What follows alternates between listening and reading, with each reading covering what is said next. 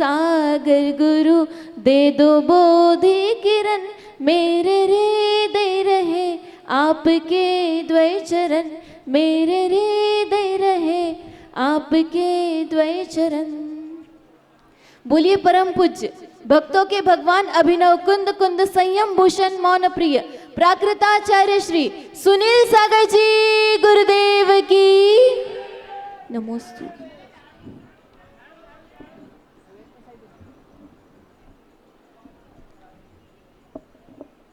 मोटा सामेरा जैसा नाम है वैसी सबकी भावना है और सबने इतना अच्छा पुरुषार्थ किया है कि इतने बड़े संघ को यहाँ पर लाकर इतना भव्य आयोजन पंचकल्याणक महामहोत्सव का आयोजन किया है। अपना घर तो हर कोई अच्छा बनाना चाहता है ना?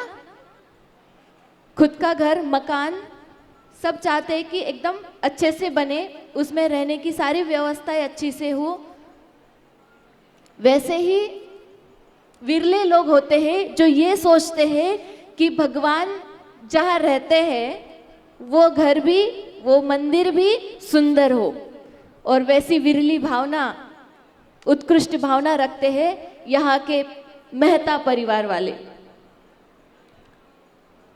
आज पंचकल्याणक का चौथा दिन है। इस पंचकल्याणक महोत्सव में तीर्थंकर बालक का जन्म से लेकर, गर्भ से लेकर जन्म, फिर तप, फिर केवल ज्ञान और फिर अंतिम पड़ाव मोक्ष का, मतलब पूरी जिंदगी इन 5 दिनों में पूरा चरित्र यहाँ पर दर्शाया गया।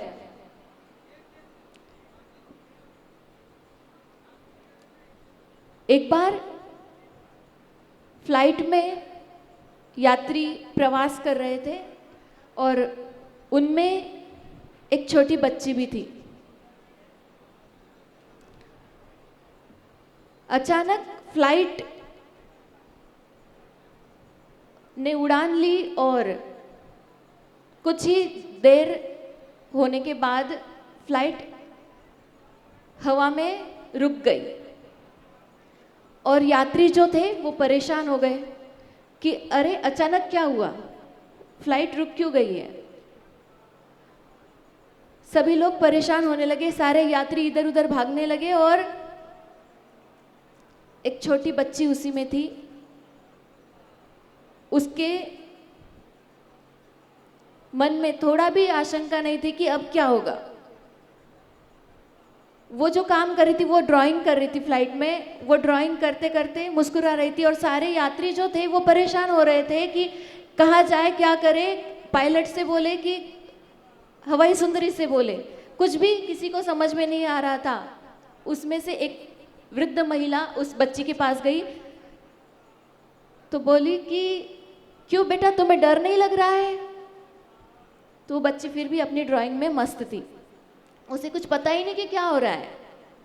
देख तो सब रही थी पर उसको डर नाम की कोई चीज नहीं। फिर वृद्ध महिला ने फिर से पूछा कि सब लोग इतनी घबरा रहे हैं, सबका जीवन खतरे में है, फ्लाइट चलेगी नहीं चलेगी, यहाँ कुछ होगा, कुछ भी किसी को पता नहीं है, फिर भी तुम अपनी ड्राइंग में मस्त हो, तुम्हें डर नहीं लग रहा है? तो उस बच्ची ने मुस्कुराते हुए कहा कि डर किस बात का, डर किस बात का, क्योंकि जो ये फ्लाइट, जो पायलट है इसमें, वो मेरे पापा है और मुझे मेरे पापा पर पूरा विश्वास है कि वो अपने गंतव्य स्थान पर जरूर पहुंचाएंगे। जिस प्रकार उस बच्ची को पूरा विश्वास था कि फ्लाइट बराबर लैंड हो जाएगी, उसी तरह मोटा सामेरा वालों को भी पूरा विश्वास होगा कि आचार्य भगवान आएंगे और पंचकल्याणक प्रतिष्ठा महोत्सव इतना सानंद संपन्न होगा। ये विश्वास होता है, एक शक्ति होती है, भक्ति होती है कि किस तरह से हम अपनी भक्ति करें और जो गुरु की ऊर्जा होती है, दिव्य शक्ति होती है, वो सारे काम आसानी से पार पड़ जाते हैं।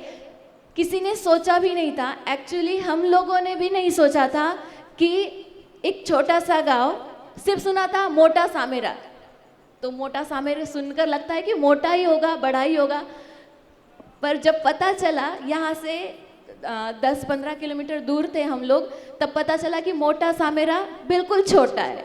वहाँ पर एक परिवार भी नहीं है, जितने गांव में घर है उतने साधु जा रहे हैं, तो कैसी व्यवस्था होगी, क्या होगा, कुछ भी पता नहीं था। पर मेहता परिवार की जो साहस दिखाया, जो भक्ति दिखाई, उनके पुण्य की सराहना करते हुए, और आचार्य भगवान ने इतने बड़े संघ को यहाँ पर लाकर इतना भव्य पंचकल्याणक महोत्सव रचाया, जो बड़े बड़े सिटी, मोटी मोटी सिटी वाले भी नहीं कर पाते।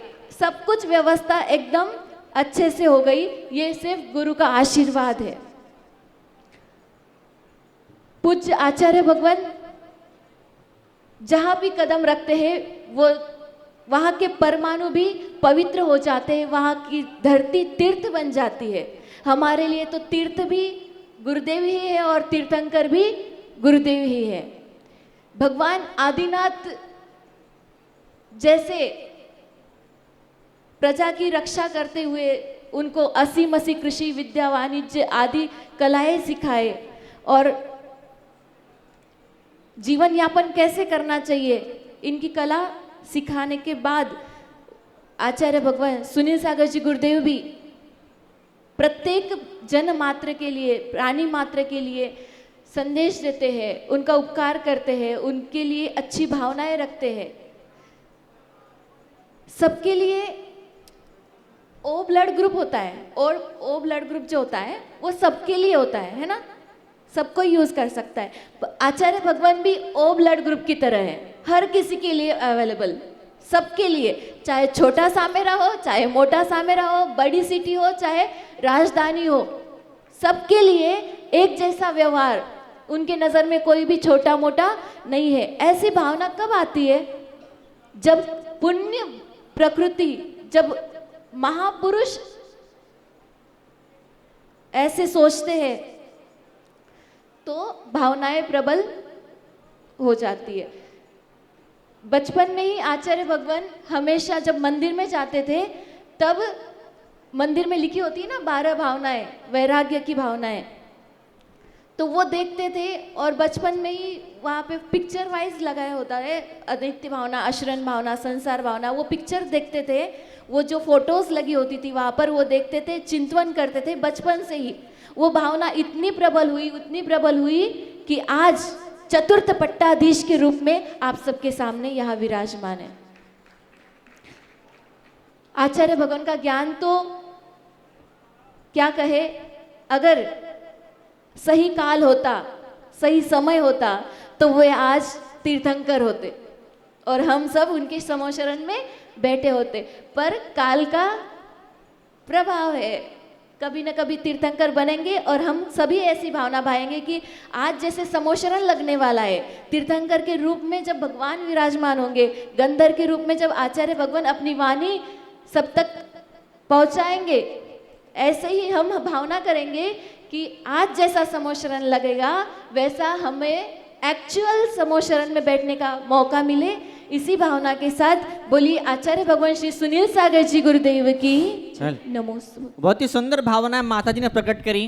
गुरुदेव जब वो छोटे थे, बच्चे थे, उस समय की घटना को बताया कि मंदिर की दीवारों पर 12 भावनाओं लिखी होती थी, फोटो लगे होते थे, तो छोटा सा बच्चा बालक संदीप